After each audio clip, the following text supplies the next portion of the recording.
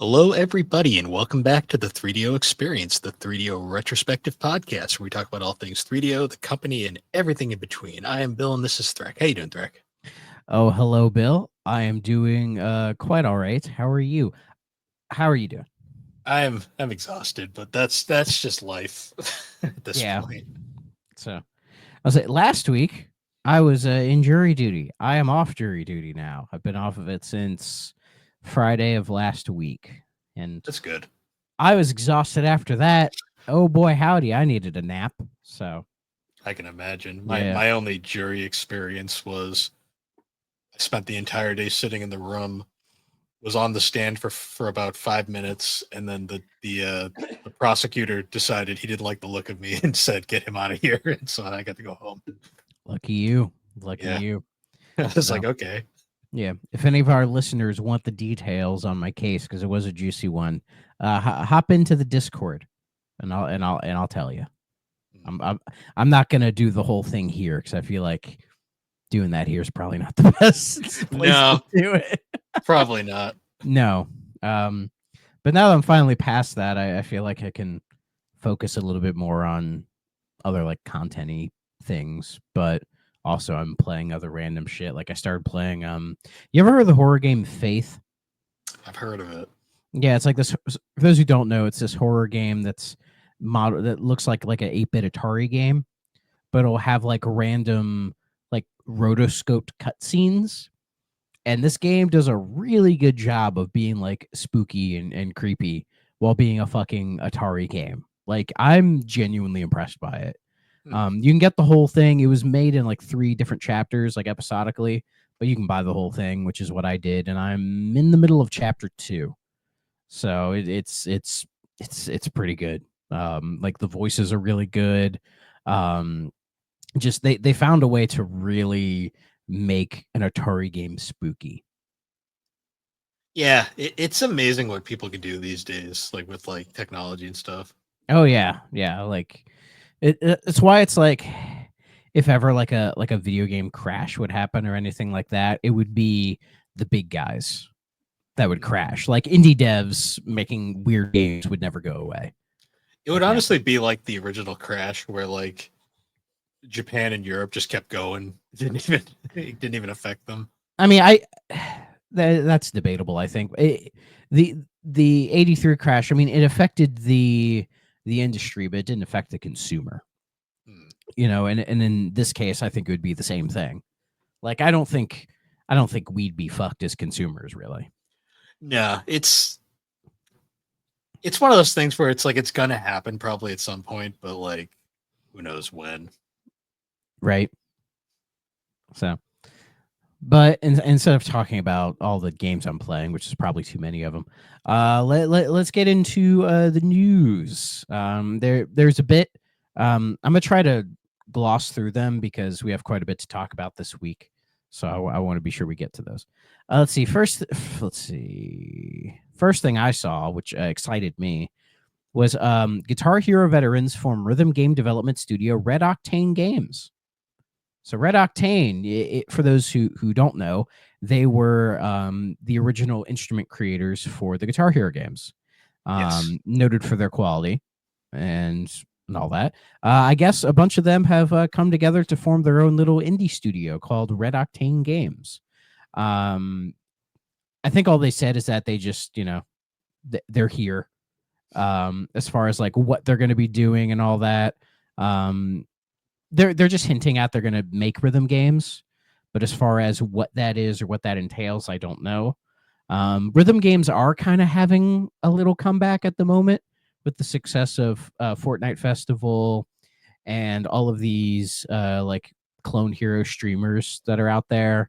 It's caused quite a bit of interest to come back to these games. I mean, heck, I've been considering buying an old Guitar Hero guitar and the old 360 games and playing through them all again.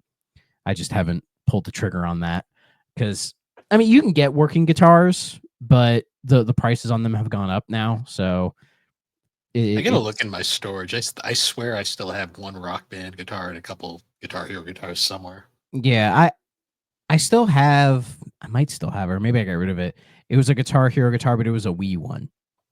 And I have a Wii Rock Band guitar. and if you remember, to power those things, you had to like, or at least for the Guitar Hero ones, you had to put the Wii remote inside of it for Yeah, it to that was even always so function. weird. Yeah. So, but that's cool. We'll see what they do. I mean, will they make physical instruments? Maybe You know, I could see it because I what's mean what's there are companies starting to make them again. Like they're I coming mean, back. what's Harmonix doing right now? Maybe get the band back together. Aren't they still supporting Rock Band 4? Probably. Yeah, like Rock Band 4, it was like that came out the same year as Guitar Hero Live. And Guitar Hero It Live did. was the big bomb, right? Because while I liked Guitar Hero Live as a concept, the fact that they took that time to reinvent the wheel was like a really bad idea. If they had just stuck to what everybody knew, but put in that weird live concept, I think it would have been fine, honestly. But Rock Band 4 also came out, and that kind of whelmed, I guess.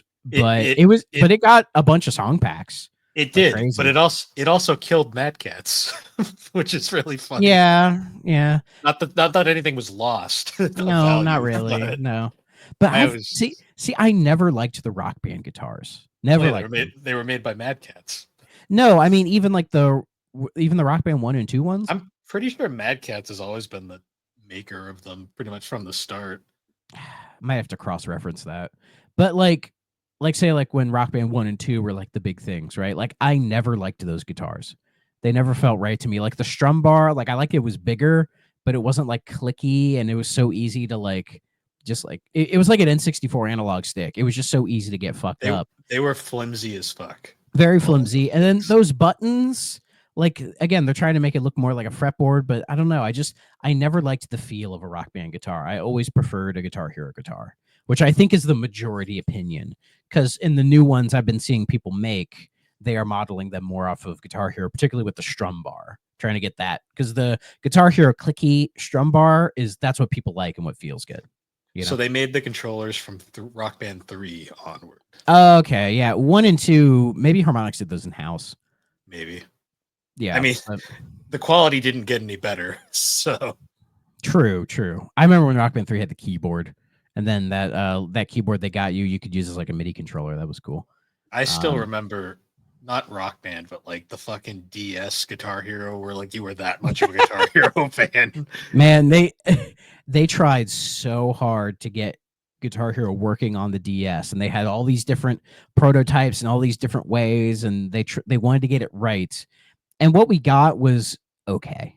It was a dongle that you shoved into your GBA GBA slot. Yep. slot, and then you got a pick stylus, and you fuck up your fucking screen, I mean, basically. it makes sense why they would do it that way, but Oh, it worked, but it was like, wow, this is gonna end I don't badly think for your anybody was DS. I don't think anybody was desperate to play Guitar Hero on the DS like that. Well, I really especially don't. because like within like a couple of years, they fucking got rid of the GBA slot. Is like, well, can't play that anymore.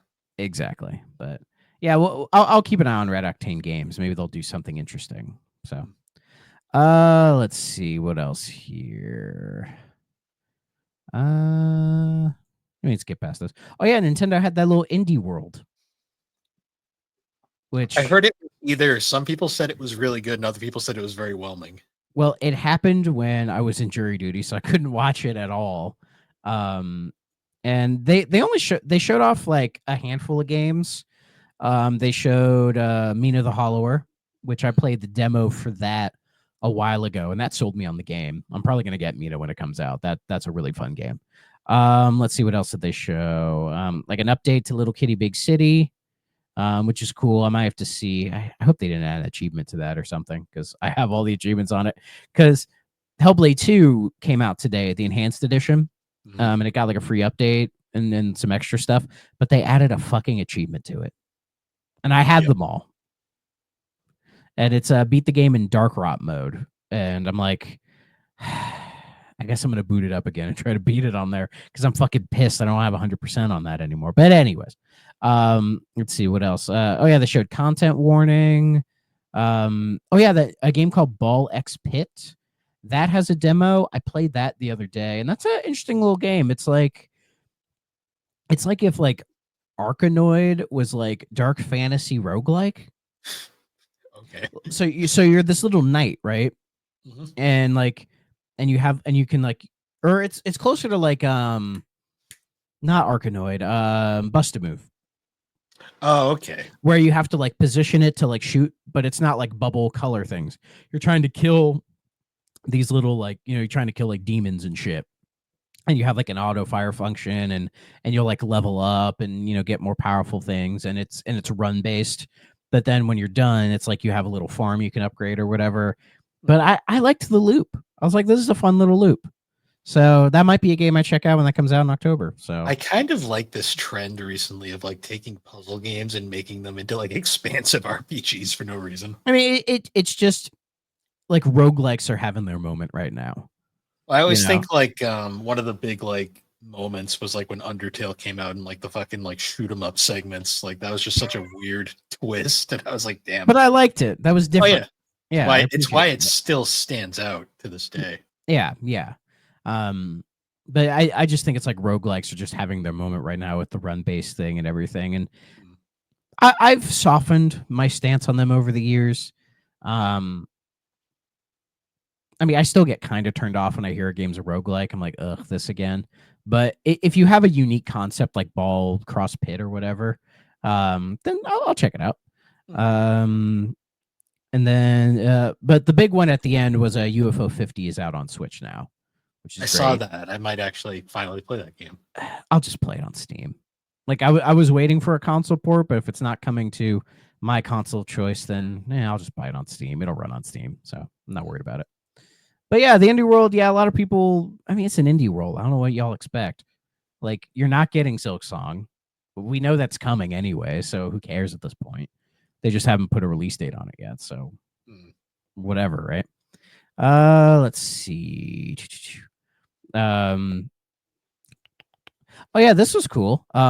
So QuakeCon, I think it's Quake. I think QuakeCon's still happening. I think so. Yeah, and I guess the last few years when QuakeCon starts, they do like a stealth drop of whatever. Like last year's when they did the Doom 1 and 2 Night Dive remaster, right? And I played through Doom 1 and 2 on that, and it was fantastic. And then this year they decided to do it with a Heretic and Hexen, Mm. which is fucking awesome. I've been wanting Night Dive to do these two for years because it just made perfect sense for them.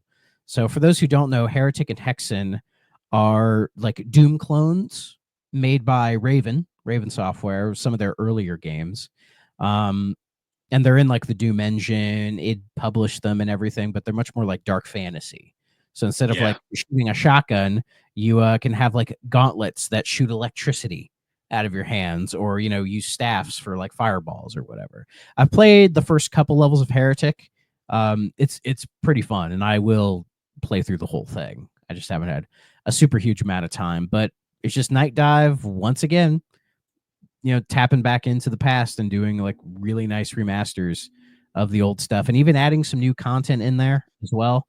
Like I think there's a whole new map pack for, I think it's Hexen, I think. Mm. So Night Dive is literally the studio that it's like nobody asked for this, but I'm so happy they did it. oh, that's what I like about Night Dive, is that they're just like, they have a very specific niche, Oh yeah, like the most like obscure, sometimes controversial games from that era. not Like even not even necessarily that. It's more just like 90s era shooters. Like that or era, adventure. between like Doom and Halo, like that era of shooters.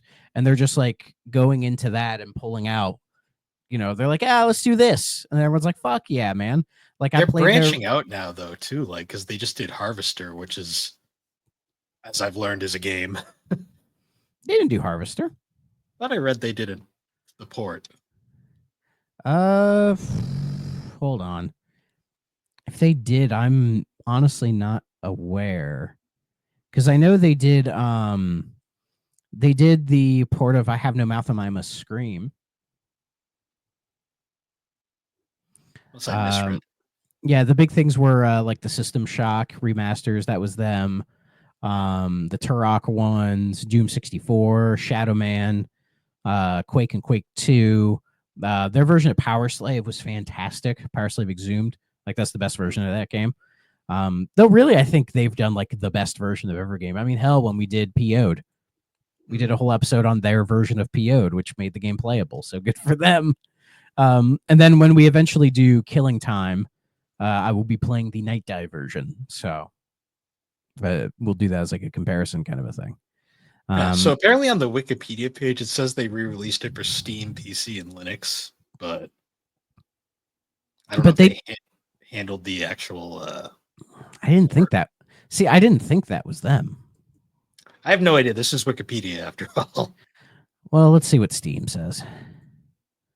Let's see. The developer was DigiFX Interactive. They published it, but they didn't develop published it. Okay. Yeah, but DigiFX did the work. Well, DigiFX was the original developer. Okay. So who knows? Maybe they did, but this was in. They said this was in like 2014, so I think this was like right before they like kind of blew up. Either way, I saw their name and I was like. But even still, that's cool that they did that, and I like that they're doing this with like Heretic and Hexen. Both games got sequels later on, more like kind of 3D ones. They might touch those at some point, right? But yeah, if you all haven't played Heretic and Hexen, do yourself a favor. Go get them. They're out now. They're on everything. I download them on Game Pass. I've been messing around with them, and they're fun. So yeah, well worth your time. I low-key want them to do Escape from Monster Manor at some point, just so we can play that on something else. They'd have to get EA on board for that, which may be harder than we think, which actually relates to a news story in a bit. I saw this, and this was like really weird. Thanks, Dre, by the way, for turning me on to this. Nintendo has announced My Mario, a range of products for young children, including amiibo building blocks, right? So it's like this. Is this where that long Mario came from? Yes, this is where long Mario comes from. Where it's like in a children's book where you can like pull his mouth down and he just like it's a horror thing. And apparently this equates to also an app that is on like Switch and mobile and all that, which is just like a little play thing for little kids to fuck around with Mario or whatever. I just saw it. I was like, oh, long Mario, that'd be funny. So there's that. The Battlefield 6 open beta had its first run a couple days ago. I did get to sneak in on the back end and play it a bit. It was pretty good. I don't have a lot of Battlefield experience, but what I played of 6 I really liked. So it has another open beta period starting in a couple days, so I might hop in and play a little bit more of it. I heard from like a few Battlefield fans, they were saying like this is really good. Enjoy it for like the first 6 months before they start pumping in all the fucking DLC garbage. I mean, we'll see what EA does with it. They're banking on this being a big success. One could argue maybe a little too much, but I don't know. I don't know if I'm going to pay $70 for this though. Like it I don't know if I could justify that genuinely. So, but I guess the big thing was Battlefield broke a Call of Duty record of Steam concurrent players. So it peaked at like well over like 500,000, which I guess Call of Duty was never able to get on Steam. So I think some people are hoping Battlefield becomes like proper competition for Call of Duty again, because Call of Duty's been the big series for years now at this point. And Battlefield had its moments where it was like kind of neck and neck with it during like the Battlefield 3 and 4 era, Bad Company 2 and all that stuff. Like Battlefield's biggest mistake was when they started trying to copy Call of Duty, and that immediately killed any interest people had. Yes, because it was around, I think it was like Battlefield 5, I think is when people started losing interest in it, I think. 5 apparently got a lot better after they fixed a lot of shit in it. But which is normal. I think that was around the same time as Battlefront. The reboot of that, and that caused a lot of problems as well. So I think it was EA and DICE kind of stretched themselves a little thin with everything that was going on. So, but Battlefront is dead for now. I assume people are still playing too. I don't know. So all hands are on deck for 6. We'll see if it is a big success, and maybe if that'll push Call of Duty to, I don't know, be better, I guess. I mean, I thought Black Ops 6 was good, but I'm not as well versed in the Call of Duty series yet, so we'll find out as we keep going. Let's see. Oh yeah, speaking of EA and remasters, former BioWare executive said EA was pitched multiple times to remaster the first 3 Dragon Age games. So this guy got interviewed, and he was talking about how when the Mass Effect Legendary Edition came out, right? It was the really nice remastered package of the Mass Effect trilogy. It was how I played them the first time. Fantastic collection. And some people had thrown around, why don't they do this with the Dragon Age games? Like it'd be a good way to bring those back.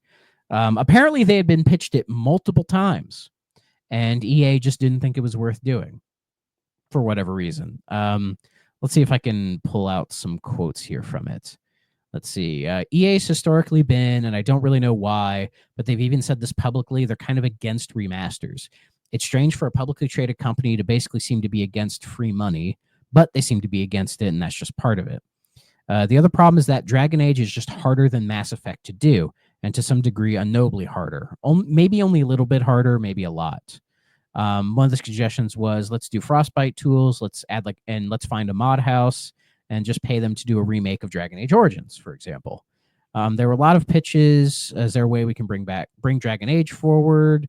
Depending on what you do, you could remaster like 2 for free, all that kind of stuff. And they said one of the advantages that Mass Effect has over a remaster for Dragon Age is that it's all Unreal instead of 2 separate engines. But actually, it's just the fact that it's Unreal means you can remaster Mass Effect essentially for money. If you're willing to spend money on it, you can go to an external house and they can do most of the work, which is sort of what happened with the Legendary Edition. There were a bunch of people at BioWare working on it, but it was, I don't remember how many, but it was not a ton.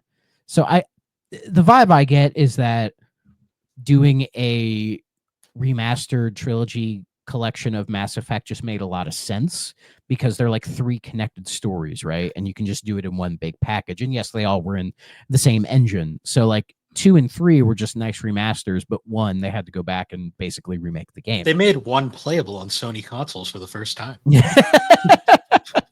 Good for you guys.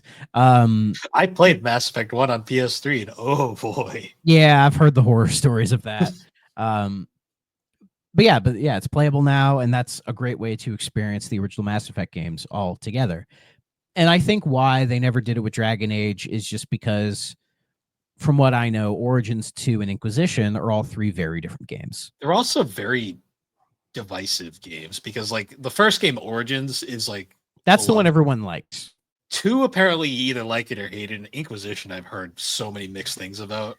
Which is so crazy because Dragon Age Inquisition is the first Game of the Year winner at the Game Awards at the Keighleys.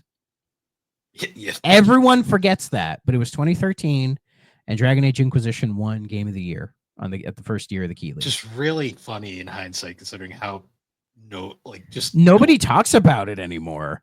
Like yeah. I remember I had some friends who were playing Inquisition when it first came out, and they loved the shit out of it. But I'm sure if I went and asked them about it now, they would just say, "Oh, I don't remember. I don't remember a thing about it." But like, people still remember Origins.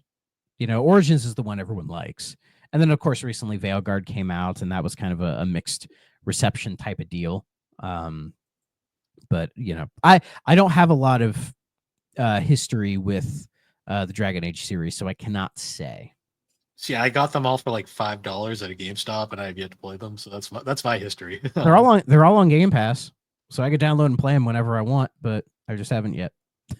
So for context with the Game of the Year thing, so the Keighley started in 2014, not 2013. I'm sorry. And Dragon Age Inquisition won the first Game of the Year, and it was against Bayonetta 2, Dark Souls 2, Hearthstone, and Middle-earth: Shadow of Mordor. Honestly, I'd probably play all of those over Inquisition. I think everybody talks about the rest of them more than that one, really. Like, my pick would be Bayonetta 2. Yeah, either Bayonetta or Dark Souls, really. Those were both iconic games. Well, I know Dark Souls 2 is kind of a divisive one in the series. Is it? Okay. It's a little, yeah. I have a feeling with Bayonetta 2, they just didn't want like a Wii U game to be the first Game of the Year winner. That'd be my guess. And I've heard good things about Middle-earth: Shadow of Mordor. I have it. I just, again, haven't had the time to play it. But yeah, and it is weird because, yeah, if you think about it, EA doesn't do that many remasters. They do some here and there. Like Burnout Paradise got one. Which Need for Speed got it? Was it Hot Pursuit or Most Wanted? It was the one from 2010. That one got one. Maybe. And There's so many then of them. Plants vs Zombies is getting a remaster or kind of essentially a remake. Dead Space Later got this one year. too. Dead Space got that full on remake, but they're not doing the sequel they're not doing the sequel, which sucks because that's what everyone wanted them to do. If you Oh, remember, The Sims. those aren't remasters. Remaster. Those are ports, man. What are you talking about? But no, what's funny with the Dead Space one is there was that report, I think it was Grub, that said they had canceled any plans for Dead Space 2 remake because Dead Space 1 remake didn't sell enough. Right. And then EA came back and responded thinking they were making the situation better, but they weren't, when they said, oh, we never even considered it. And I'm like, 2 is the fan favorite. Like, you ask people who love the Dead Space series, 2 is their favorite. So, and I would have played a Dead Space 2 remake. I played the 1 remake and it was awesome. I'd have loved to have played a 2 remake, but I guess never. But yeah, I don't know. Yeah, but yeah, they do some here and there, but they don't do that many. But I think it's because they have so much money and resources in their like sports games that I think that's kind of where their focus is, where maybe they don't feel like they have to go back and remaster older stuff to bring it forward for that free money, even though it probably wouldn't be that difficult for them to do in the first place. But I just think EA has just different ideas. Though they should do a remaster of Madden 04. That'd be such a good one. I would love the shit out of that. They'd never do it though. They're not crazy, but I can just imagine like.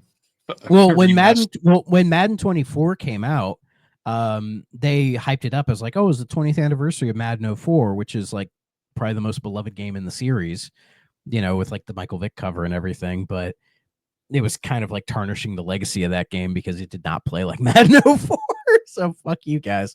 The only other one that has any sort of like recognition is 08, but that's all because of a Scott the Woz meme. So basically if you ask me, somebody who's probably played more Madden than most people listening to this podcast, I would say from like Madden 95 to Madden 12, in that era, they're all fairly good. I would say that is a nice solid era of you pick any of those games and it's a solid football game, rather for its time or even by today's standards of some of the later ones. Well, it makes sense that 04 would be like most beloved in the series because that's when they actually had competition and actually had to try. Yeah. Well, and the big thing was like Michael Vick was so fucking OP in that game. He was. He's like Bo Jackson in Tecmo Super Bowl. Like, he is just incredibly overpowered, and it's insane. And it does make the game fun, but also outside of that, like the PS2 era of Madden was just really, really, really good. But are they ever going to return to that? Probably not, because that's not where the money is. The money is in forcing people to buy fucking fake trading cards. Hooray. Yeah. And it's been that way for years now, and I don't see it changing anytime soon. Especially when EA and the NFL renegotiated their deal, EA suggested, oh, you can get rid of the exclusivity. Like, you can let other people have it now. And the NFL just went, nah, we don't want to bother. And I'm like, we are fucked now. Yeah. When the NFL is just like, we don't care. Because Madden is so like synonymous with everything now because of what EA did in the past, that I guess just the idea of them licensing it out to other people, they're just like, we don't want to put up with that anymore. Which is still crazy because there's so many people that still to this day say NFL 2K5 is the greatest football game. I mean, apparently they're making another one. Like 2K announced quite a few years ago that they were working on a new NFL 2K, but it wasn't going to be a sim football game. It was going to be more arcadey. But that thing's been in development for years now.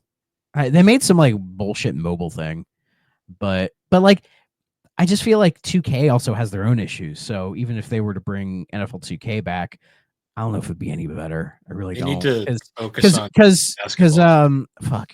Yeah, they need to fix NBA 2K because I know that game has some fucking problems. I'm trying to remember the name of the original developer of the 2K games. Visual Concepts. Visual Concepts. Yeah, they're not. It's not the same anymore. The Visual Concept doesn't even exist anymore. They made Lester the Unlikely. Yeah, and it's unlikely that football games will ever get any better. Nope. I'll just Anyways, play NFL 2K5 and pretend that was where it peaked. Well, what I'll do is whenever they drop the newest Madden on Game Pass, I'll play it for like an hour and go, yeah, it's still not any good, and then move on. Yeah. I mean, college football at least is better. I just don't give a shit about college football. I don't. Like, I personally find the infatuation with college sports kind of weird. But that's another thing entirely. Anyway, back to silly stuff. So apparently, in Japan, Pokemon was doing a thing with McDonald's where they were they printed a new like Pokemon card of like Pikachu trying to eat like a McDonald's burger, right? And so and the fervor of Pokemon people, man, doesn't matter where you are in the world. Like people were just buying thousands of dollars worth of McDonald's food just for the fucking cards and then just throwing the food away. Well, And it got so bad they canceled it. It was supposed to be a 3-day promotion. It lasted a day and they killed it. At least they didn't kill anybody this time. No, but like it's fucking ridiculous, man. Like it's here. The latest Pokemon McDonald's promotion kicked off in Japan on Saturday and was planned to last until Monday, August the 11th. However, due to higher than expected sales, the promotion ended after just one day. The popularity stemmed from a Pikachu card that can be found in the Happy Meal, so it features a new printing of the character and a special McDonald's stamp. The rarity of this card has caused the price to rise on the secondary market, who would have guessed, and as a result, thousands of people made their way to the McDonald's stores in Japan. Reports emerged people were buying thousands of dollars worth of food, removing the Pokemon cards, and then leaving the uneaten food on the street to rot.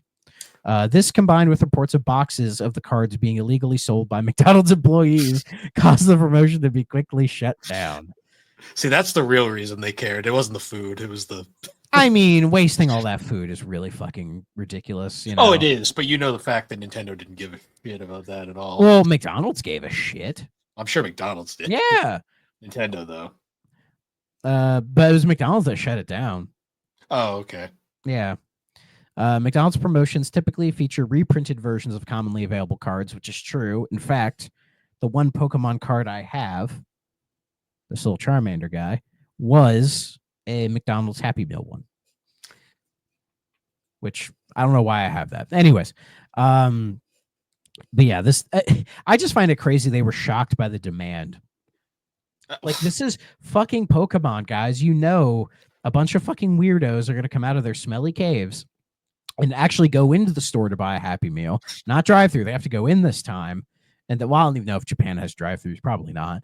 But like, they're going to go in and buy it just to try to get the fucking card, you know, which is crazy to me that like you couldn't just buy them by themselves. I guess Japan, you're not allowed to do that. Cause I know over here, if you want just a Happy Meal toy, you can just buy the toy by itself. Yeah. So I don't know, but again, it's crazy and stupid, and Pokemon people are crazy and stupid, which is why I don't like Pokemon. Game Freak could literally make the next Pokemon game. You boot it up, and it's just Pikachu flipping you the bird, and they would still buy it. It could be Bubsy 3D, and it'll sell 10 million copies. Oh yeah, yeah. What is with Nintendo? It's like, I have nothing against Pokemon, but Pokemon is just the example. It's just an example of the fan base is so toxic. I don't give a shit, and I kind of actively hate it because of them. Seriously. Yeah. I have nothing against Game Freak. They make good games when they try. Yeah, when they try, they just haven't. Yeah, I mean, hell, a lot of the older Pokemon games are good. You know, I would just attribute the diminishing quality in the games to just like more crunching like timelines, and them realizing like we don't have to make Heart Gold and Soul Silver every time. They'll fucking buy it anyways, right? And then they put their effort in that like one Souls like they're doing next year. Yeah. Like that's where their effort's going in. And I bet you when that game comes out, people are gonna be like, this is fucking good. This is great. And it's like, yeah, they can make good games. Yeah, they can when they want to. Unfortunately, Yeah. they don't have any. They don't have a need to try because the But Pokemon fans. I wouldn't put the blame necessarily on them. I would just put it on the amalgamation that is the Pokemon machine. Like them, creatures, Nintendo, and then probably all the other people they deal with as far as making the shows, the cards, the The Pokemon merchandise, Company. the entire spider web that is the Pokemon Company, I think, is more to blame. Game Freak are just one chink in the armor. They're just one facet of the whole thing. Yeah. But that's my opinion. Uh, And then the last thing I have, which is just a cute little thing, um, um, Katsuhiro Harada. Am I saying that name right? The Tekken guy. I think so. Maybe. Two things. Somebody asked him about a new Tekken Tag tournament, and he said probably not in my lifetime, which is a shame because I like Tekken Tag tournament. Though he didn't rule out a tag option in like a new Tekken game, which honestly, now that I think about it, why is that not a mode in every Tekken game? For real? Because probably the most fun I've ever had with a Tekken game is the arcade version of Tekken Tag Tournament 2.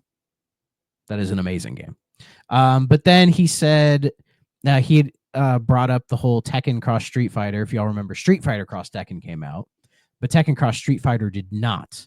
But he said he would really like to show people how far they got, which he said was about 30% complete before it was canceled. So, and by show people, like, is he gonna like leak the source code online? That'd be nice, right? Or he just like leaks it online and everyone just starts playing it. That'd be cool. It's a real shame somebody did that. I wonder who.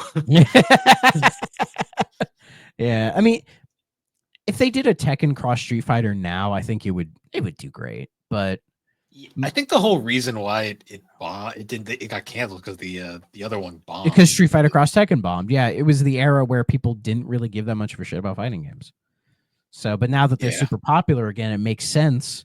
But also, if you think about it, you could just add like you could just add Tekken characters to Street Fighter 6. You could add Street Fighter characters to what's the newest Tekken 8. Like you could just do that and it'd be fine. You don't have to do the collab thing again. But I mean, they still could. Why not? Yeah. But that was all the news I had. Do we get new Nintendo music? We did yesterday. All right, let's see. Oh yeah, I already know it. It's Captain Toad. Underrated game. I like Captain Toad. I've always had a fondness for it. I've wanted to completely 100% that game, but it's a lot. There's a lot to do in that game. I remember when Odyssey came out, I joked about like the Captain. No, not Odyssey. 3D World. 3D World came out. I joked saying like the these Captain Toad segments could be their own game, and then sure enough, they bugged your house. That's how they found it out. I mean, they had no idea until you said something. There was so much potential with those levels. I'm like, they can expand this and make a big game. And I'm shocked they haven't done a sequel. Yeah, they did that updated port for Switch, and then that was it. Yeah, which has like quite a bit of extra content. Like you could probably get like 100 hours out of that thing if you 100% it. Yeah, there's a lot to do, and it's a fun game to play. It's just I remember it was almost like a couple weeks straight. That's all I played was Treasure Tracker. And I did tried to 100% as much of it as I could. And I just burned myself out on it. But just the way it goes, right? Let's see.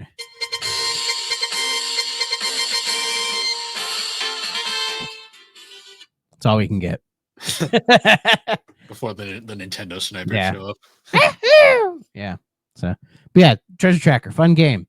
And it was one of the few Switch ports that wasn't $60. I think it was like 40. So you can probably get it for like 40, $30 now. And for that price, I'd say it's worth it. Yeah. No, it was a fun game. Yeah. But I believe that's everything. Unless you have anything.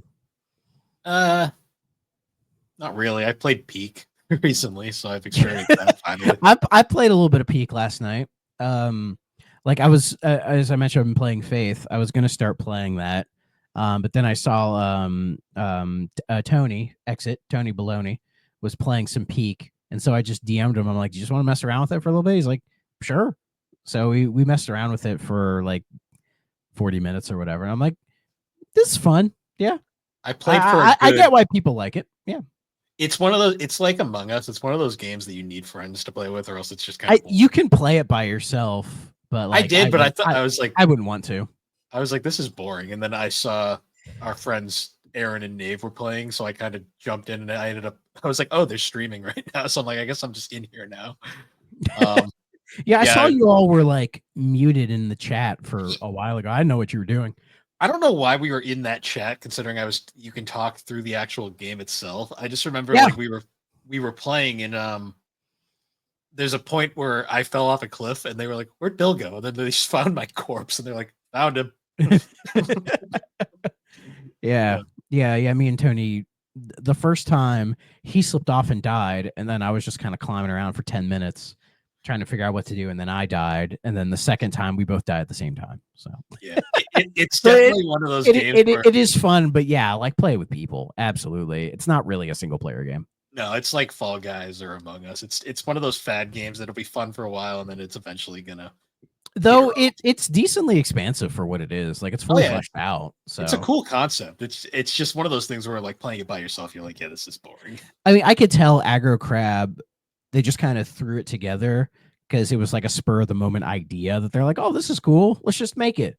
And then the game's kind of like it's having its moment right now, which I don't think they really expected. But I mean, good on Aggro Crab. They seem to be like a rising developer right now. You know, making some interesting stuff. So yeah, I need to get back to another Crab Stretcher at some point.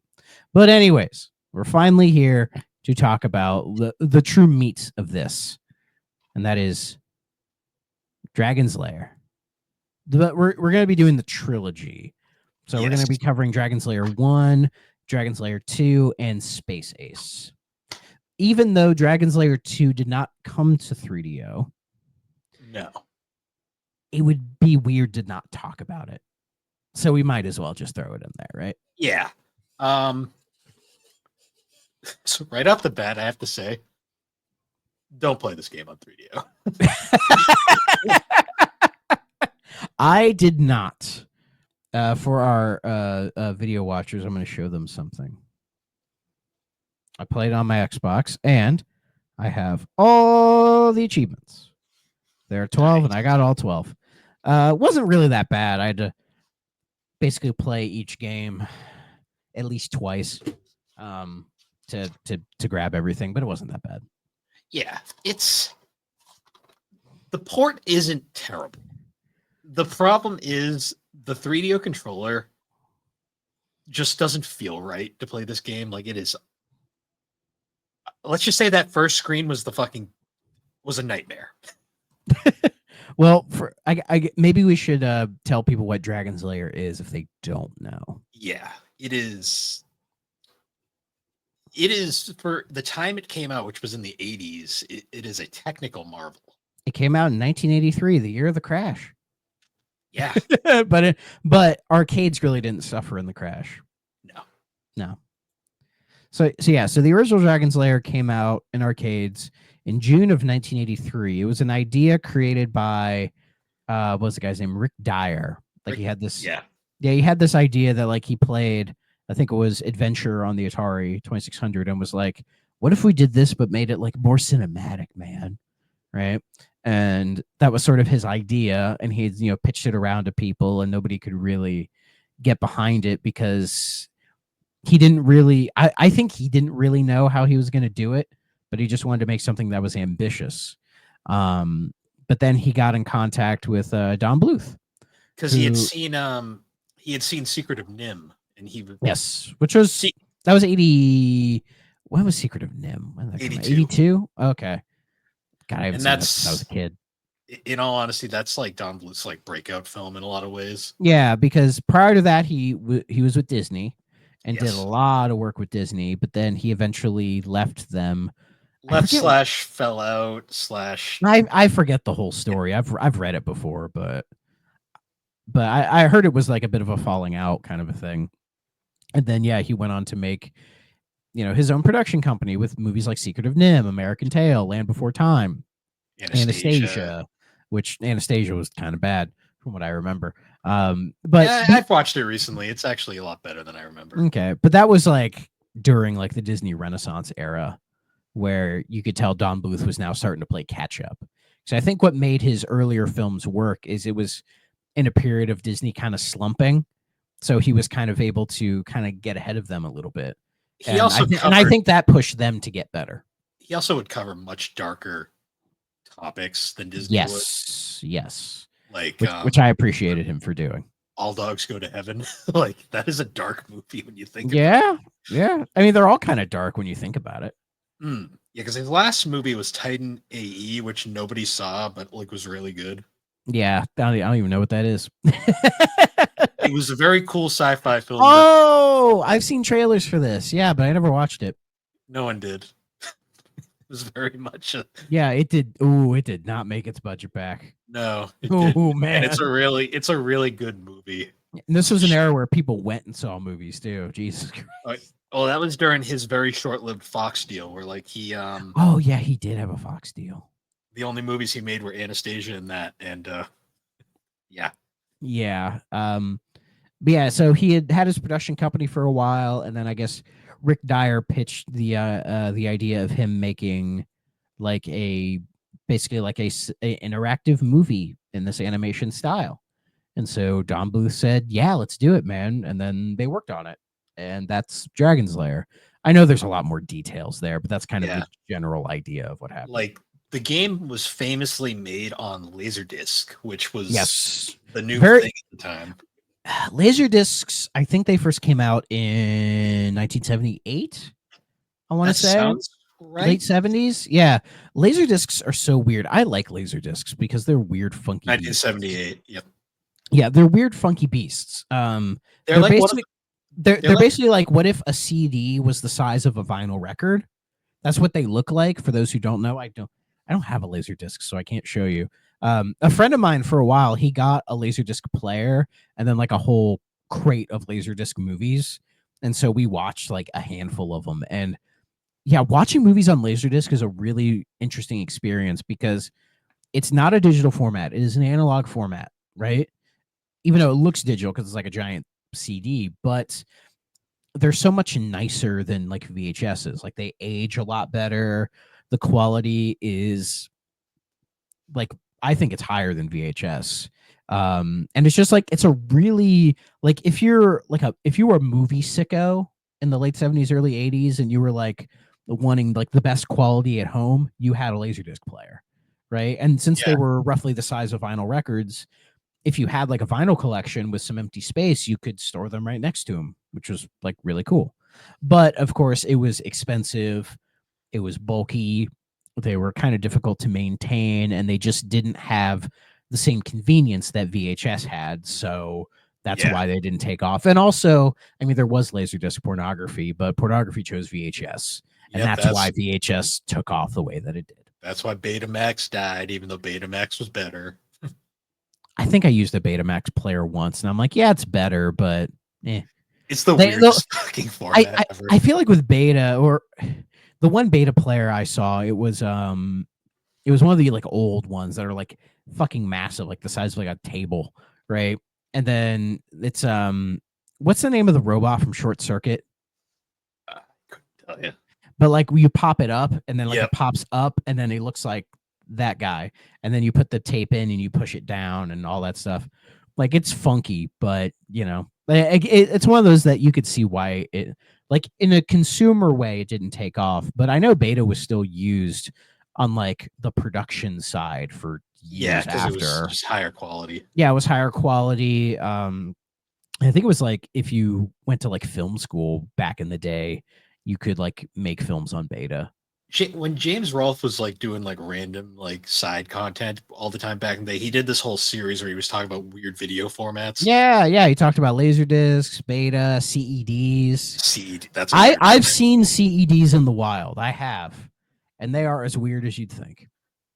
Yeah, that was such a fun era for media, even though it's like it's the one thing I'd never want to get into collecting because I know I'd get fucking insane about it. Like because like in the back of my head, I'm like, it'd be cool to collect laser discs, but it's such a pain in the ass to do.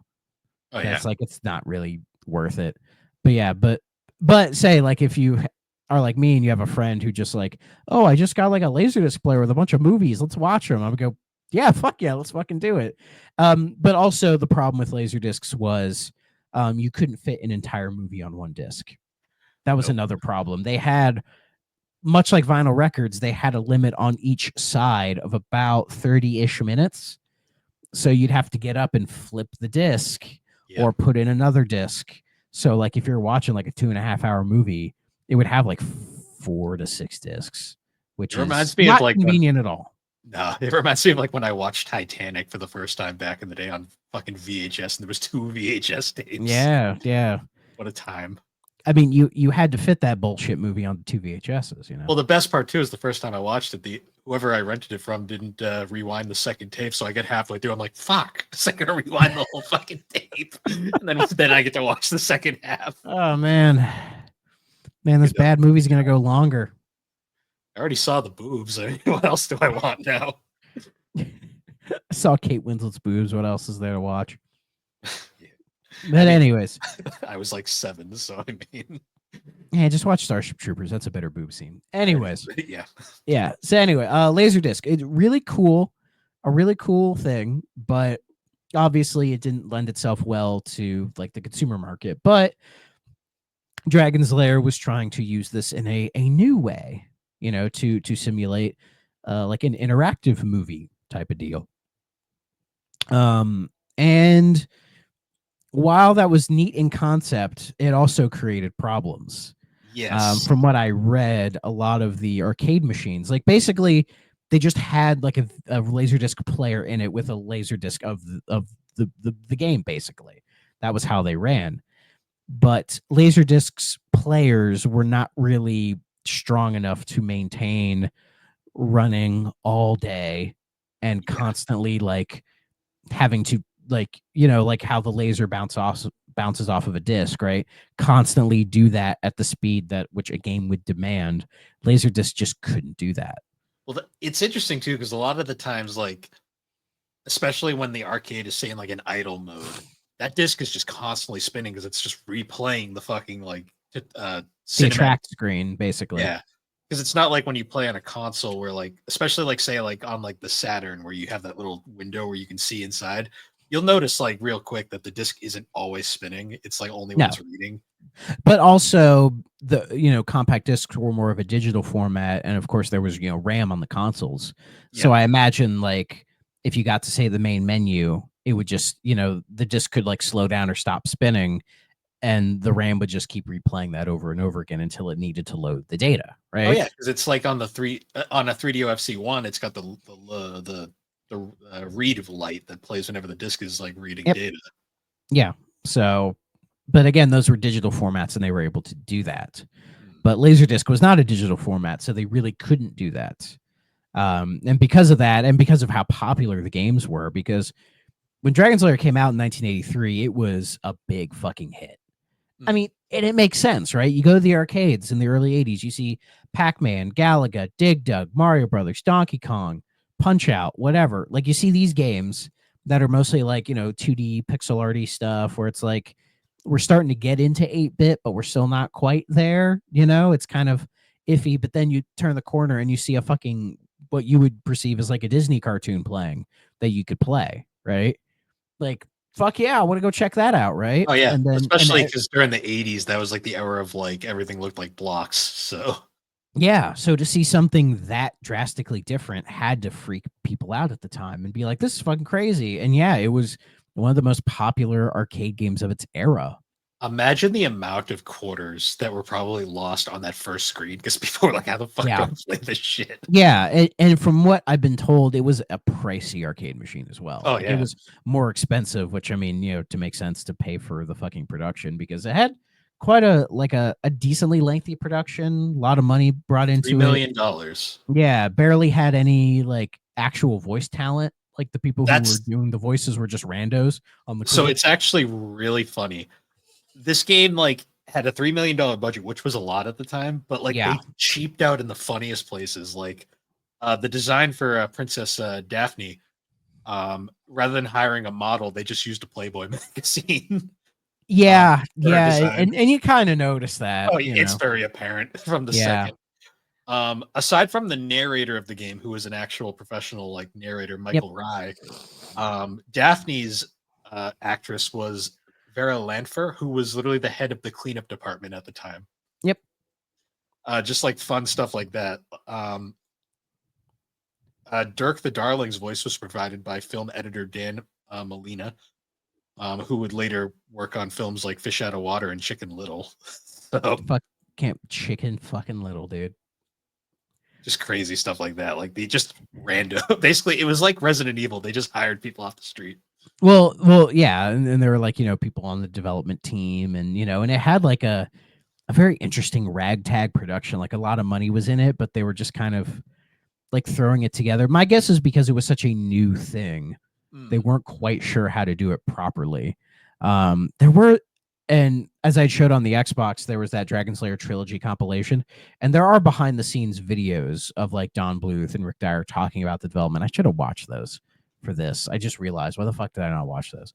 But regardless of that, yeah, it was like this crazy ragtag production, but I mean, it fucking worked, It is so even like playing the ports and like obviously probably you can't get the true experience without an arcade cabinet, but like it is a No. gorgeous looking animation. Yeah, the animation like if you're a fan of like that late 70s, early 80s style, like Disney animation, which I mean Don Bluth was a part of. I mean, or hell, yeah, if you like his early stuff like Secret of Nim and all that stuff, like you would like this. Like the animation absolutely holds up. It's this type of like old school animation that I love, where it's like it's all 2D hand drawn, and then there's like all this crazy shit happening. And when you like think about it from a technical perspective of like, oh, like just about all these frames they're like hand drawing, and then they'll have like how like everything just kind of weirdly falls into place, kind of thing, is always like really impressive to me. It doesn't feel cheap either. That's like the No, crazy part about it. I was just gonna say like because Don Bluth's animation, like he always just had that high quality look to like everything he did, at least like in the early days. yeah, and like there's no laziness into this at all. Like it's all incredibly well done, and there's all that like really interesting quirk that's kind of spread throughout it as well. Like a perfect example for Don, just specifically Don Bluth work is like you look at all of his classic films, and then look at how many sequels they got that he was not a part of, and you just see the drop in quality immediately. Like look at like Land Before Time is like one of the most gorgeous movies ever made, and then you look at like this 200 sequels to that movie, and it's like holy crap, it just gets worse and worse. I can't believe they made so many sequels to that movie. I know.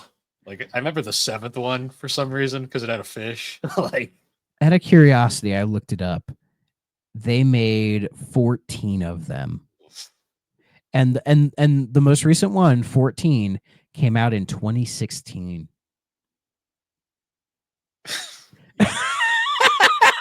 Why?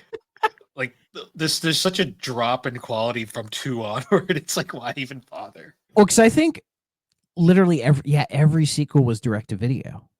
Yeah. Every single one of them. And it fits in with like when Disney had that little, do you remember that era of Disney where it was like Aladdin 2, Beauty and the Beast 2, Lion King 1.5, like all this stupid shit that they were just throwing onto like DVDs. It was kind of that thing with Land Before Time, which didn't make any sense. But yeah, the original Land Before Time is fucking great.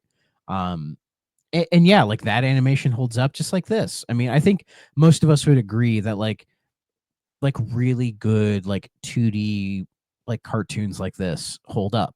It's why people still watch Tom and Jerry. It's why people still watch Snow White or like the Flintstones or whatever. Like, I mean, well, Flintstones is kind of cheap, but it's quirky.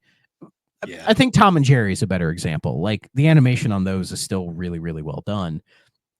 And they're super enjoyable, even, decades and decades after they were made. Oh, yeah. And I think Dragon Slayer fits that as well. Like it's historically important because it was really the first true example of like video games kind of going beyond their sort of rudimentary medium that they were considered at the time to be something that maybe helped the medium gain a little bit more legitimacy, because they're like, oh, they got Don Bluth to make a video game and it looks like this and all that. Like I imagine that turned a lot of people's heads at the time.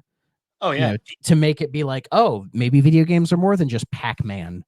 You know, maybe we can, further develop this. And I think Dragon's Lair is an important part of that era. I mean, and it also, for better or worse, invented QuickTime events. Yeah, one of the most either you like it or hate it things in Yeah, gaming. because despite the game looking good, still to this day, being very important to the medium, people get torn upon this game as far as the quality goes because, as I said with the QTEs, the game is just one entire giant QuickTime event, which at the Yeah. time had to be incredibly novel and new, right? Oh yeah. Like, But it has not aged super well. well, that's the problem with this game nowadays is there's no mystique to it anymore because you can No. literally just look it up on YouTube and like just watch it like a movie, Yeah. which is fine because it's still a great like story to watch. Well, And like, and the trilogy re-release gives you the option to watch all three of them as well. yes, that's honestly probably where those Yeah. rips came from. Yeah, but what's nice is in the original version of Dragon's Lair, the arcade version, it randomized everything. So if you would die, it would just take you to a random part of the castle. But in the trilogy, you have like that version, but you also have the home version, which is it goes in a more linear path. It's still kind of random, but it's if you die at a specific spot, you can just try that again, as opposed to just getting thrown somewhere else. Which is what the arcade version did, which I think it was meant to like throw you off so you could keep putting quarters in the machine until you learned all the segments, right? And Yes. and they all have like a predetermined thing that you need to do, like go left, go up, use the sword or whatever. But what I think is really interesting is a lot of the screens have a different option, or gives you something different that you wouldn't normally expect. I love too, like they went out of the way and they animated all the failures too, because it is very Yeah. easy to fail in this game. It will happen a lot if you're not Yes. good at Yes. these kind of games. Yeah. Oh yeah, we didn't say the plot. I mean, there's not really that much of a plot. It's as basic as basic gets, but I think it's kind of perfect for it. You play as a guy named Dirk the Daring, who is saving Princess Daphne from the evil dragon Singe, who has locked the princess away in the foul wizard Mordork's castle. I said Mordork, but no, Sorry, I Mordrock. called him Dirk the Darling earlier. So I mean, he is a darling after all. And yeah, incredibly simple, no nuance. It's as basic as it gets, but I think that's fine because anybody can understand those stakes like immediately. and it's very pretty. Yeah, still looks great. But I can understand people not liking the game as far as like all the QTEs and everything like that. Well, And that's true. Like the game doesn't do a super good job of telegraphing no, what you need to do. You kind of have to figure it out. And that's the problem with the 3DO version. Or, I mean, this game got a bunch of different like ports and adaptations over the years. Like if you go to the Wikipedia page, there is a list of all the various like home console versions, portable versions, ports, remasters, re-releases. There's been a bunch of them. It's one of the most ported games of all time. It's actually really funny too, because like you look at this game, because when this game was getting first ported, it was during the era where like there was no way to port this game to consoles. Yeah, you couldn't make that run on a fucking Atari. Like it wasn't gonna happen. So they just kind of made their own interpretations. Yeah. And they were all garbage. Like they were I think the most famous one's the NES version from the Nerd, right? Yeah. And yeah, that game, the problem is it controls like dog shit. Like if it just played like any other platformer, it'd be fine. Did he ever get past the first screen?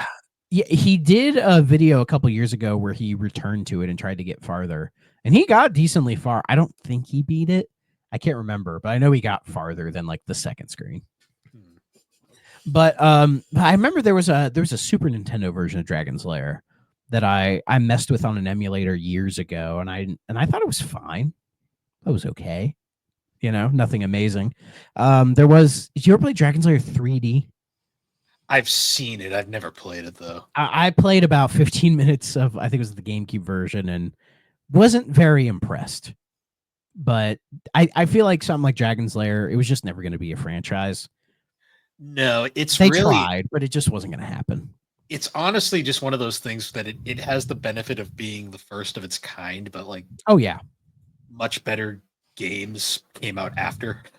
I mean, if you think about it, this game is also outside of being like one of the first interactive movies and like, inventing the quick time event, it kind of was the basis for like all the FMV games we got after that. Yeah, Games like Night Trap, games like trying to think what else.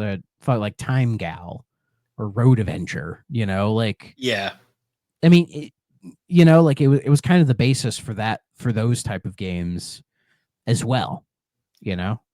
yeah. Because it's kind of crazy with later FMV games. They tried to like make them into actual games and made them like convoluted as fuck. Like I still don't know how to fucking play Double Switch. Like can't, Did I that can't. get a 3DO port? I I think don't it did. believe. Oh, it might have. I will Forgot. check. You chat. I'll talk. I'll look it up. But like I was saying, like they tried to make them like really obtuse and like complicated, and it's like at that point, it's like at least one of the benefits I give Dragon's Lair is it is very to the point. Like it's not telegraphed well. It's the first of its kind. I get it, but like it's straight up on rails. It has beginning, it has end, and there's no bullshit.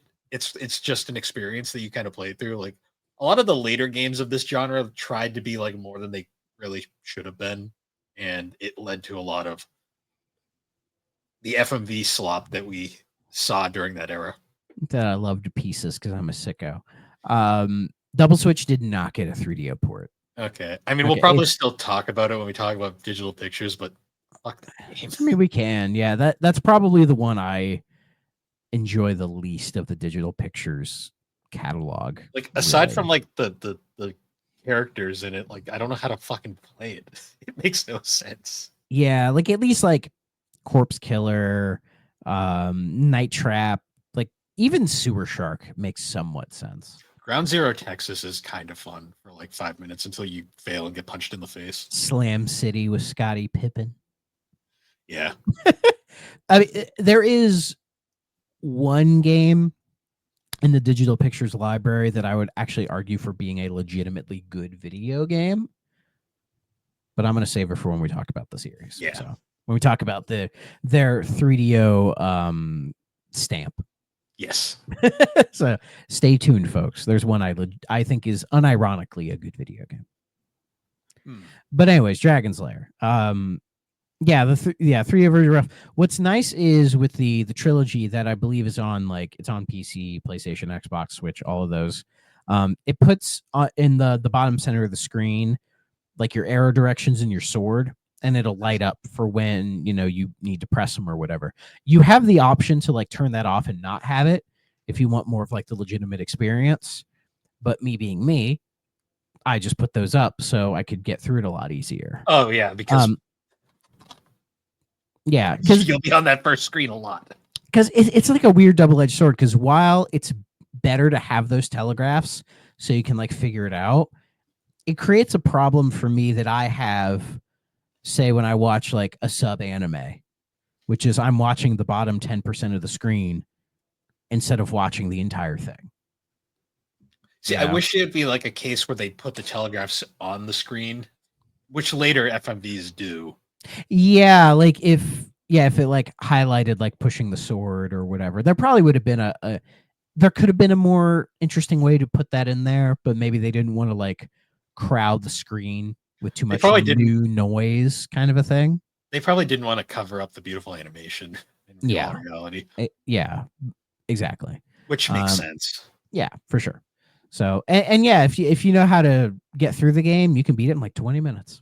Yeah, it's either you can beat this game. You can either beat this game obscenely fast, or you will be stuck on the first screen for hours. You swear you hit the button when you're supposed to, and you fell in the swamp. Yeah, and died. Yeah. It was just kind of an issue, but regardless of that, it was a huge fucking success. In fact, I think it was later the same year as when we got Space Ace, because Dragon's Lair 2, which did come out, it didn't come out until 1990. Yeah, which is interesting. Like it had a crazy long dev cycle, and I'm trying to remember why, because because it was so successful, they're like, oh, we absolutely should start doing it again. But also, I think that's when they had like the TV series, and they were trying to franchise it at the time. I think in a similar way to like how Pac-Man was, but I think they realized that there just wasn't really that much there because Dragon's Lair. The problem with Dragon's Lair is once you know it, know how to beat it, and have seen it, that's kind of it. Yeah. You know, like it's like a movie. It's like, yeah, you may rewatch it once in a while, but once that's it, that's it. As opposed to like Pac-Man, where you can play that game for 40 years and it's still incredibly replayable, right? Like the core of it is still there for people to keep coming back. But Dragon's Lair didn't have that because it has a bare bones story and has, really nice animation, but the gameplay wasn't really that engaging for people to like constantly want to go back to it. So how do you franchise this? You kind of don't. It's the problem of it is a perfect arcade game. Yeah. But once we hit the post arcade world, then it becomes, that's where the problem kind of starts. Cause then you realize once you master this, it's over. And what do you do next? Yeah. So though right after it, we got Space Ace instead, which I think was probably the smarter move to do. Because I know people remember Space Ace more than Dragon's Lair 2. Yeah, Space Ace came out in December of '83. The Laser's Edge. The Laser's Edge. What a title. Jesus Christ. I will say, Space Ace isn't as iconic as Dragon's Lair, but it does fix some of the problems that Dragon's Lair has as far as gameplay goes. It does a better job at telegraphing when things are going to happen in a way that doesn't impede upon the visuals, right? And they tried to have a little bit more story. Like they tried to include a little bit of personality in the characters and make it has more of a flow of like a Saturday morning cartoon of that era. Yeah. You know what I mean? Like Dragon's Lair doesn't really have that kind of a flow. It doesn't really have a story. It's just things happen. You know what I mean? Whereas Space Ace feels like a concurrent story all the way through. Yeah, like it feels like Don Bluth actually put more time into actually like putting something together. Yes. As opposed to Dragon's Lair, which apparently seems like it was very much thrown together. Yeah, but Space Ace, like, it has a higher production value. Like, I think the quality of the animation and the drawings are higher. I think the gameplay is better than the first game. Like, not perfect, but it's better. Has some more interesting, like, set pieces. You know, when he's like flying through like the weird like grid squares and shooting like pool balls or whatever. Yeah. You know, and like most of the time he's this weak, scrawny guy, but then he pushes a button and he's like a buff guy. He's like, he goes from to you know, which I always got a kick out of that. The lady has more personality to her, though. I love her read of "Get me out of here." For some reason, voice acting is just as lovely as the first one is. And yeah, it's not great, but it's it's cheesy and it's enjoyable. You know, Don Bluth apparently voices a few of the characters in this one himself. Why not? You know, why the fuck not? But I came out of Space Ace more positively than I did Dragon's Lair. You know, just because I think it was a more complete package than Dragon's Lair, and I mean it did fairly well as well. It got a bunch of ports as well. Oh yeah.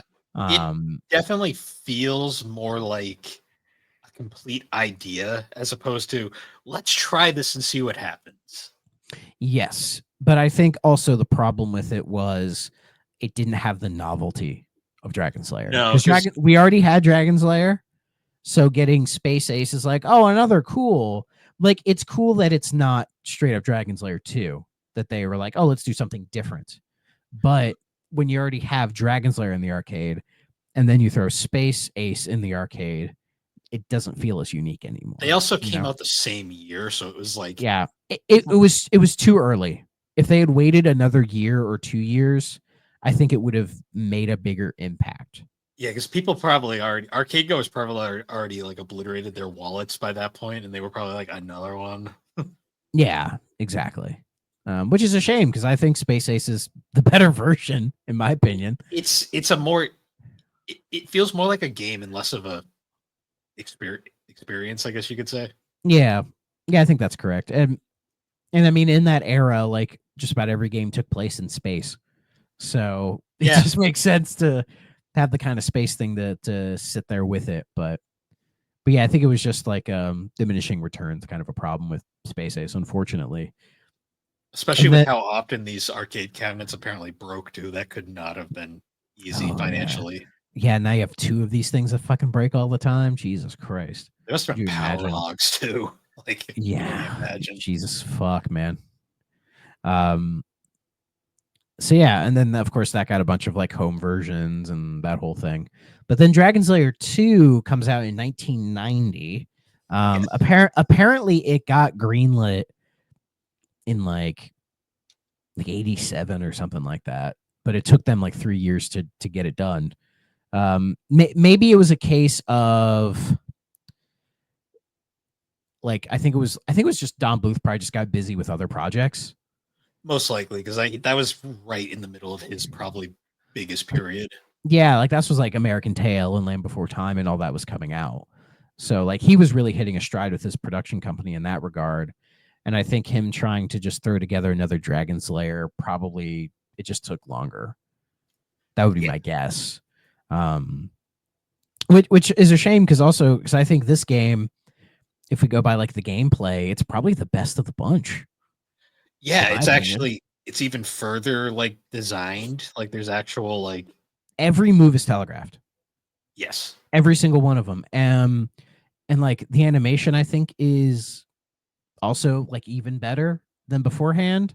I mean, it makes Um, sense considering yeah, the year. Just animation in the 90s definitely saw an improvement, but also yeah. maybe depending on what it was, because some also got cheaper. But also it started in the late 80s as well. But even then, like by the end of the 80s, I think we were starting to see animation really get better.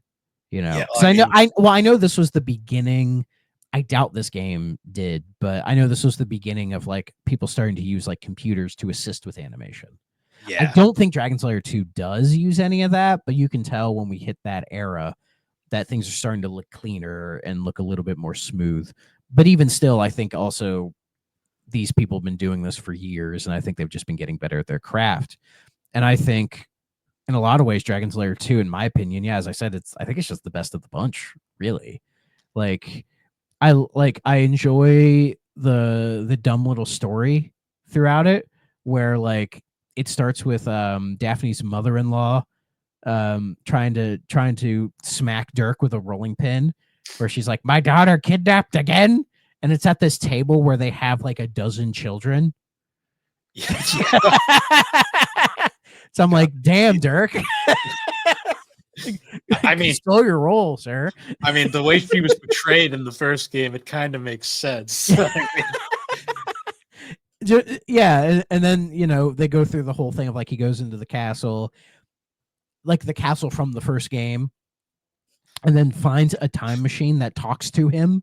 You must be Dirk the Daring, and then he uses his sword to activate it, and he's going through all these like random places, like Alice in Wonderland for some fucking reason, which is an obvious reference to the Disney movie. The whole segment in Eden with the talking snakes, which to me I think is a reference to the Jungle Book, yes. in my opinion. Though I do love the guy when you get to the start of Eden and he's like, "No visitors, back, stop her out." Ooh, I love that guy. It's such bad acting, but I love it. But it's great though. Like I feel like this is the one where they really are like they're hitting their stride with what they're trying to do. Like I think they're figuring out how to cram all these crazy ideas into like a shorter package, right? And it like has I think it has better flow and better pacing, and each segment feels like properly separated out with the whole time machine mechanic, Oh yeah. or the whole time machine plot device essentially. The only real issue I have with Dragon's Lair 2 is you have to get all those treasures. That is the main difference with Dragon's Lair 2, is that every once in a while you'll find like a random item. Mhm. Like I think the first one is an arrow, right? And you have to push the direction for Dirk to like stop everything and grab it. And there are 11 treasures to get, and it's the only way you can actually see the true ending of the game, or the ending of the game proper. Yes. is to grab all 11 treasures. And I don't know how it is in other versions, but in this version that I played, if you miss even one of them, you just have to redo the whole thing. That sounds about right from how I played it. It's the one issue I have with Dragon Slayer 2 is that I That can't seems like just go back and get the treasure that I missed, or like get a bad ending if I missed some. You know what I mean? that sounds very much like an arcade leftover. Like, Yeah. this is an arcade game. We need them to keep putting quarters in. Exactly. But Interesting little go note ahead. about Dragon's Lair 2. I think it's a Apparent, different game. I think it's an anime. Either way, Probably. apparently this game was supposed to get ports for the Saturn, 3DO, and Jaguar CD, along with the CDI, but only the CDI port came out. So Yeah. Which is interesting that it didn't get the other ports. I mean, I guess it was like probably like a money thing. I'm not quite sure. it has to be, because like it's really weird that like the CDI gets the port and nothing else. I mean, supposedly the CDI ports of all these games are really good, but I could believe that. I feel like the CDI is more made for games like this. yeah, I mean, apparently it was really good at promotion video and nothing much else. So Yeah, exactly. So it worked out. but I just always find it really funny when I find the Saturn funny. Like, imagine like this on Saturn. Why not? We need another $300 game on the used Saturn market, don't we? All right, yeah. Yeah. But yeah, Dragon Slayer 2. For me, yeah, I liked this one the most. I had the most fun with it. It just had some like really, I think some really strong set pieces. Because again, the time machine mechanic allows them to kind of just do whatever they want. It feels by far the most like a game. Like they really were Yeah. trying to make this a game as opposed to like a movie. Like Space Ace was kind of getting there. Yeah. But this one is where it's like they tried to make a game from the get-go and just built the movie around it. I think by the time they got to Dragon's Lair 2, they had actually played a video game. Whereas I think for the first one, they had never played a video game ever. So they just kind of were like, sure. Right. They also had some references because by that point we had gotten a whole bunch of other full motion stuff by then. It was kind of it was starting to become a thing by like 1990, 1991 for sure. Like the Sega CD was just around the corner, so it was starting to become more popular. And that's kind of why Dragon's Lair 2 didn't really do that well at the time. Like it did okay, but the novelty was completely gone at that point, and it had been superseded by so many other things. And like arcades were very different in 1991 by 19 as compared to 1983. So it didn't stick out in the same way, you know. Well, I think because by then arcades we were starting to get like Street Fighter was showing up and like the fighting game revolution was starting. Yeah, and by then no one that's what people were playing at the arcades at that point. Yeah, because by then like nobody gave a crap about some weird animation thing in the corner. Yeah, but also like around the same time as when we were getting shit like Mad Dog McCree. True. And Mad Dog McCree, I think what helped that stand out was it had like, the big screen. Like it was the big fucking machine over there, right? Whereas Dragon's Lair, it had a bigger screen, but it didn't have that. You know what I mean? It also had the appeal of using a gun, which just was a much more. Oh yeah, everybody loves light gun games with the arcades. Also, everybody loves those. That's why like driving and shooting games always did so well in the arcades, because you can have that tactile, like, oh, I'm sitting in the cockpit and driving, or I'm pulling out the gun and blasting the alien or whatever, right? Like that tactile experience are always popular in the arcades. Oh yeah, and it works. It's such a much easier pick up and play medium. Like, yeah, the thing about like Dragon's Lair by this point too would be like, it's just so frustrating. You only have so much money at the arcade, and it'd be so frustrating to blow all your money just trying to get past the first screen of some of whatever Dragon's Lair was doing. Yeah. Meanwhile, you could get so much more time playing something else. Yeah, or at least like Mad Dog McCree, I just think is just more entertaining of an experience. Well, yeah. I mean, American Laser just knew how to make entertaining shit that wasn't super expensive. Yeah, so it was just kind of was a different time by that point. Yeah, and then that was kind of it for Dragon's Lair. I mean, they've done, as I mentioned, like Dragon's Lair 3D, and they port these games every once in a while. And They've tried to use there were a couple nostalgia. of like Game Boy sequels, I think. Like they tried to make a little thing on Game Boy, but Yeah, they tried to use nostalgia to like make something out of Dragon's Lair, but I feel like unfortunately it's very much like just a thing of the past. Yeah. Like I always wondered, like, because Don Bluth hasn't really done a ton of films since, but like I always wondered if like one of these days he could just like maybe like make a new one and just see how it would do. Well, if you're talking about Dragon's Lair movie, in the 80s they were trying to work on one, but it never really happened. In 2015 and 2016, Don Bluth was able to crowdfund over $700,000 for a feature-length Dragon's Lair film. And nothing really happened.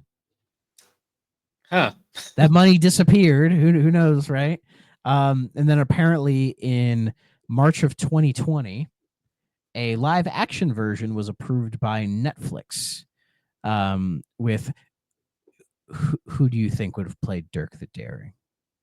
Take a guess. Don't look it up. I have no idea.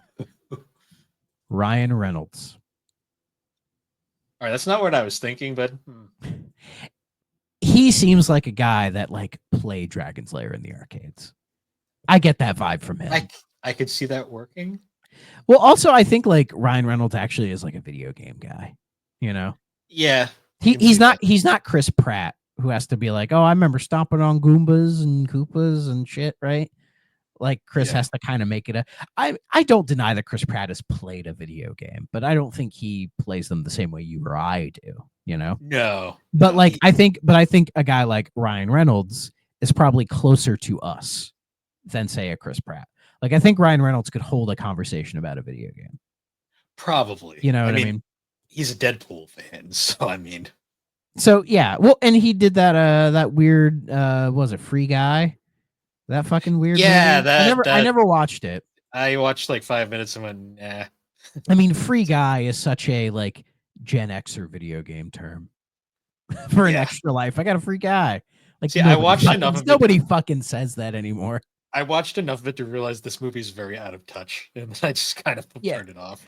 Again, Ryan Reynolds, to me, I feel like, let's see, he was born in 1976. So my guess is his peak video game knowledge is from the early to mid 80 arcade scene. That would be my guess. And what was in that scene? Dragon's Lair. Yeah. So I feel like he knows of Dragon's Lair, right? But let's see. In June 2025, it was reported that James Bobin was in talk to direct the film, with Reynolds no longer starring but remained attached as a producer. So I guess there has been an attempt in the last couple of years to make a Dragon's Lair movie, but they just can't get it off the ground. My guess is twofold. One, that IP doesn't really have that much nostalgia to it. No. And two, there really isn't that much as far as of a story to go off of, other than it's just a generic, damsel in distress thing. Which I mean, that's been done so much, and it's like, could you get away with that now? I don't really think you could. It's basically just Mario. Yeah. But Mario, there's more to it. Because that's why the movie was successful, because they were able to do, because there's been 40 years of fucking nuance to Mario, that there's a lot you can pull from. Dragon's Lair, you have 2 games to pull from, and that ain't much. That's actually the funniest thing I've ever thought about. Like, it's Dragon's Lair is basically just Mario, but there's more story to Mario. Yeah. Think about that one for a minute. And more gameplay. Yeah. I mean, and also like a damsel in distress was like an easy story trope back then. Oh, that was an easy thing to do. But like, to me, I feel like in this post Shrek world, you can't really get away with that anymore, because I think Shrek did the best at like subverting that thing to it subverted it in a way that killed it. Yeah. You know what I mean? I love that I said post Shrek world too.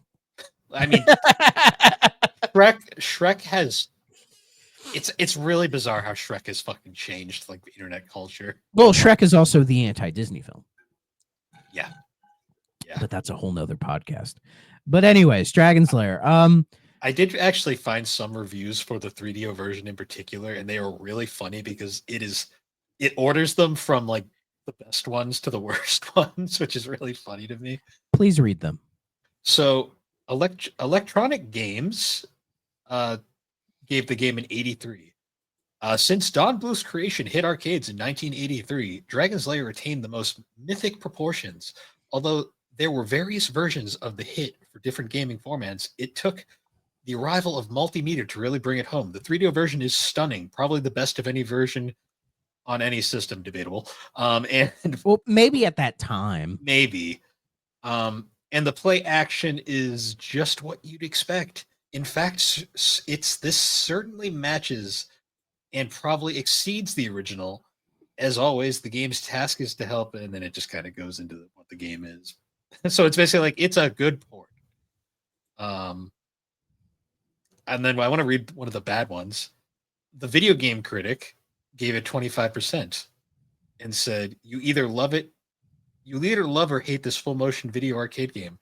I remember when I first saw Dragon's Lair in the arcade in 1983, nobody could play it, but I couldn't take my eyes off the gorgeous animated graphics. It's basically an interactive cartoon.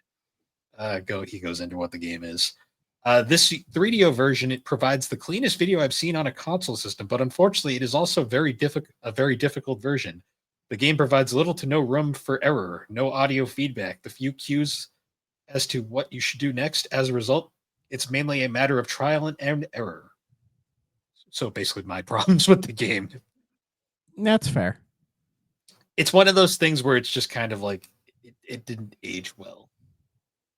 No, I agree. What did 3DO Magazine say? They gave it a 40%. Jesus. More of a cartoon than a game. Sullivan Bluth's arcade classic wows those who watch the game, but frustrates those who are actually playing it. The gameplay is restricted to pressing the correct button at the exact right time. It gets very tedious. No, I agree with that. Yeah, I mean, that's kind of it. Honestly, I still think the best way to experience this is just watch the movie version. Yeah, just as we said before, if you watch a walkthrough of it, and so you can like take it all in, kind of a thing. Yeah, it's more fun to watch than it is to play, I think, is the big thing. Sure. Yeah, sure. But in our must play, okay, stay away. I'm gonna be bold, but you go first. So I kind of for the graphic, I kind of stuck them all in one just because I feel like it'd be easier that way for these games in particular. I'm not gonna say stay away, but I'm also not gonna say must play. I'm gonna say I think they're worth experiencing, but I don't think they're 100% a necessity for a 3DO fan. No. I'm going to give them a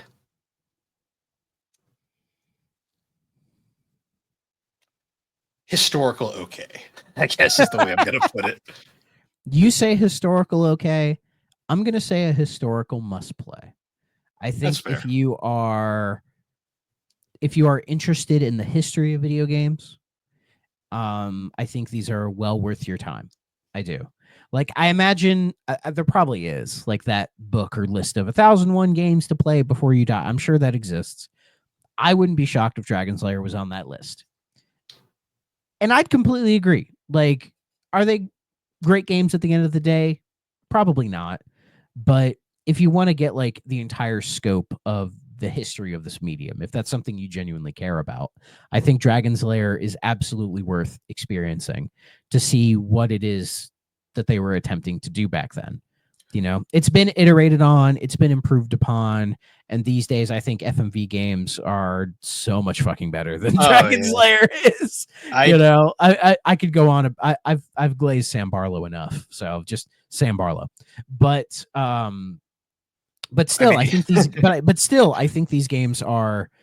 I think they're genuinely worth your time. Like, just play through them once, and then you're good, man. Like, am I ever gonna play these again?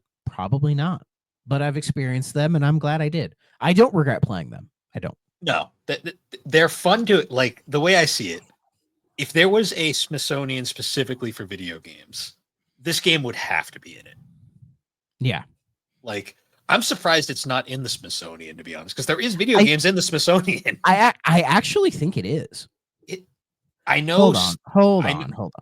So I know for a fact Virtual Fighters 1 through 3 are in the Smithsonian. Let's Those see. are the ones I know of. Well, according to Wikipedia, it is currently one of 3 video games in storage at the Smithsonian Institution.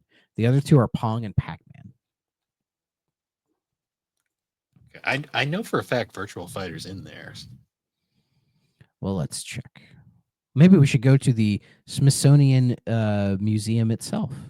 It does have the Smithsonian website does have a listing for Dragon's Lair in it. Okay. And again, I think that's where it belongs. Absolutely.